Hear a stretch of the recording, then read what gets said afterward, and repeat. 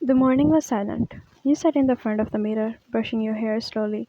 The word from the last night still rang inside your head. Your father had looked at you with a serious face. He said, "Your marriage has been decided." He said, "The man belongs to a royal family." And he said, "You do not need to know his name yet." Those words didn't leave your chest. You put your comb down and looked at yourself in the mirror.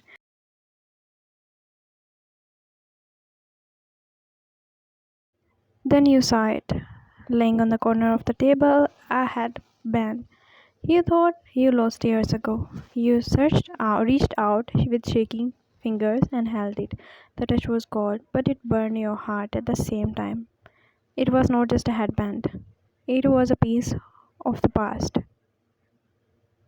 Your lips parted when you whispered to yourself, "I wish that day never happened." Your eyes closed for a moment and the memory returned. Once you were in love. It was him. It was Taeyang. He was the one who made your heart alive. But then, at night came, you saw him drunk with a girl by his side. He was holding her hand, he was smiling, and your chest had broken. You didn't ask him, you didn't speak. You walked away before he could walk away from you. But a month later, the truth came that girl was his sister. But by that time it was too late. He had already turned cold. He never forgave you. And now 2 years had passed. Your father had chosen another man for you.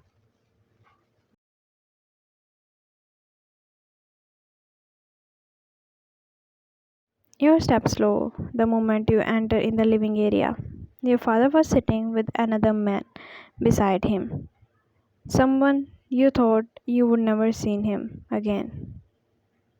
But he was young. Your breath stopped.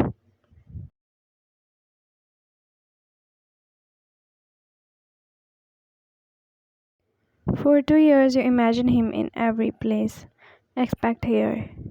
You could not believe your eyes. The headband in your room had already shaken your heart, and now the man connected to it was sitting only a few steps away. Your fingers curled at your side, and you whispered under your breath, "Taeyang."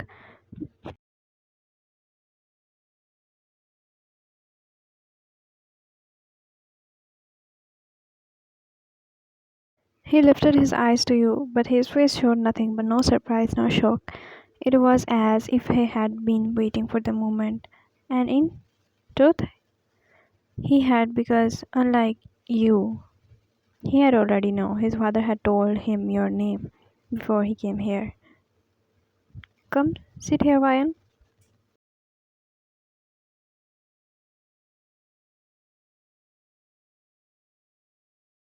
You forced your legs to move and sat down across from him. The silence between you was heavy, but two fathers continued to speak like nothing was strange. "I'm glad our family are joining. One is still young, but she will learn to manage a royal household. And Taeyang has already agreed to this match." Your eyes flickered to him. He sat calmly, his posture straight, his gaze on the floor. Not once did he look at you again. You swallowed hard and lowered your head. Your father's voice broke the silence. "I think it would be good if you both talk alone. Go to Ryan's room and spend some time together." You wanted to protest, but the word never came. Thing only nodded. Once his expression was unreadable. Two fathers stood up and leave you both behind. For the first time in years, you were facing him. I never thought it would be you." He looked at you finally, his gaze were but cold. "I already know it was going to be you. My father told me long before we came here." You led him way into your room, your hands trembling as you opened the door. The air felt too heavy when he stepped inside and stood by the window, his back facing you. You clenched your dress tightly and your heart was racing. It was the moment you had waited for 2 years of the silence, 2 years of pain, and now he was right here.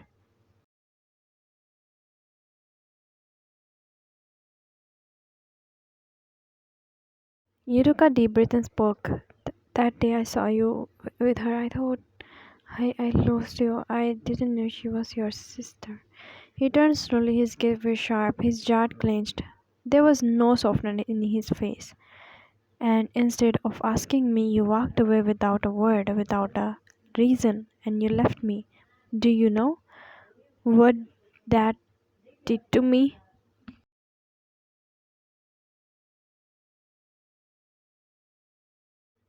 Your voice shook as you stepped closer. I was broken thing. I thought you never loved me. He laughed bitterly, but there was no humor in his sound. If you cannot even trust me once, then you cannot be one who can love me.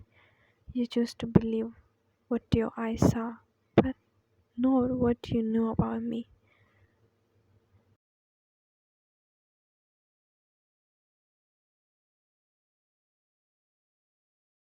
Your chest ached with every word he threw at you. Tears gathered in your eyes, but you forced yourself to speak. I regret it every single day. I wish I could go back and change it. Please, let me explain now. But he shook his head. His eyes were burning with hurt. Explanation now, it's useless. You already chose to block me once. Do not think I will give you another chance.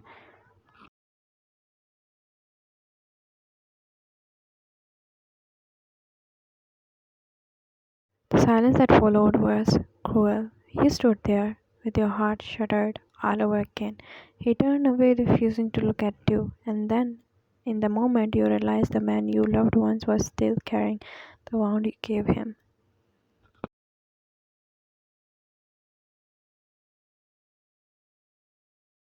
Let's skip the marriage part and straight go to after marriage. Tonight was the first night truly alone with him.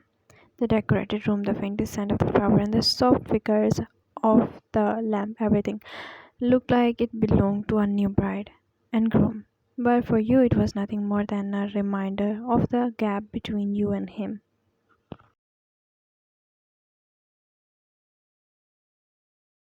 You sat on the edge of the bed, your hands twisted nervously on your lap. Your heart kept beating faster as you heard the door click open. Deng walked in slowly, his tall frame filling the room. His expression was unreadable, calm yet cold, as he set his watch on the table and shrugged out his jacket. Think, please, can we talk?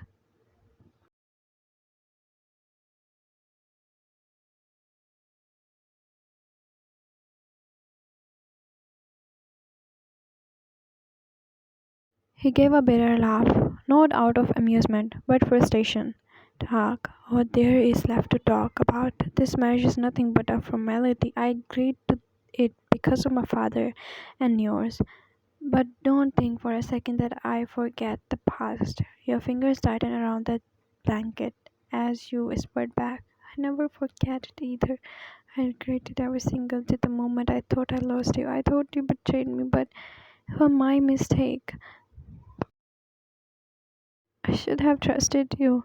His jaw clenched. He stepped closer, his voice sharper than the silence. You should have trusted me, Ryan. You know me better than anyone. Yet you choose to walk away without even asking me once. Do you know what that did to me? Do you know how it feels when the person you loved most believes the worst about you? Dang, I thought everything between us was a lie. I was wrong and I knew it now. That's why I'm here, standing in the front of you, still trying, even when you keep pushing me away.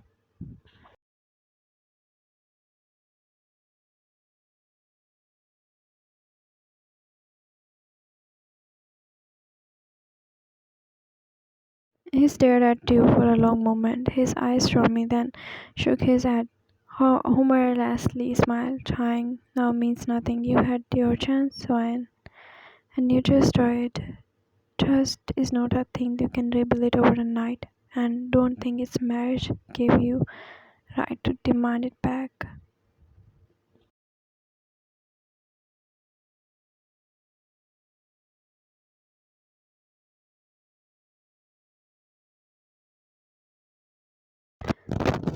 Stay here because you are my wife by name, but don't mistake this room for a place in my heart. You won't get that again, Ryan. Not from me.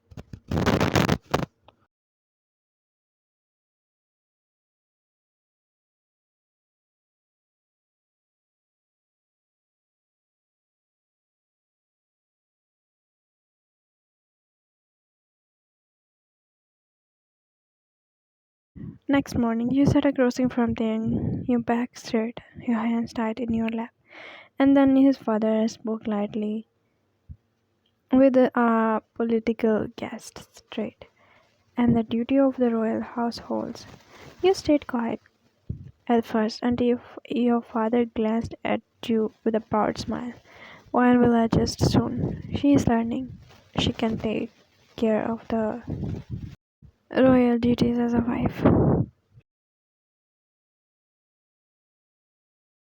The young fork paused mid-air, his jaw fixed, but he said nothing. You looked at him, your courage racing, but spoke softly. I may not know everything yet, but I will try my best. I do not want it to be a burden. For a moment his eyes flickered. Up meet yours, sharp and unreadable. He set the fork down slowly. His father nodded, and after finishing his meal, he left the room. A burden is exactly what you already are. The words stamped you in your chest. Your lips parted, but you could not answer. The weight of the pressed down on you, and your hands shook as you reached for the glass near you. He leaned back to the chair. His eyes were cold. Then, why did you marry me? I did not marry you because I wanted to. I married you because of my father. Do not think otherwise. Your heart sank and the glass slipped from your finger and it hit the floor and scattered loudly. You dripped down quickly and picking up the sharp pieces with your bare hands before anyone could walk in. But the pain slang your skin as the glass cut your finger. A drop of slid down bright and red. His mask slipped, his chair scraped back, and he rushed down beside you. His hand grabbed your wrist firmly, pulling your cut finger away from the broken glass. Are you insane? Look at your hand, Brian. What are you doing? He sounded angry, but his eyes showed something else, fear and worry. He gripped your wrist and didn't lose. Without a word, he dragged you out of the dining room into his own chamber. He shut the door behind you and with a hard click, you stood in the middle of the room, your breath quick, your fingers still bleeding slightly. He went to the cabinet, found a cloth, and returned, his hand trembling faintly as he wrapped it around your hand. You never think, do you? You would rather hurt yourself than letting anyone else see your weakness. Because you already see me as weak. Nothing I do will be enough for you. His hand frozen for a second.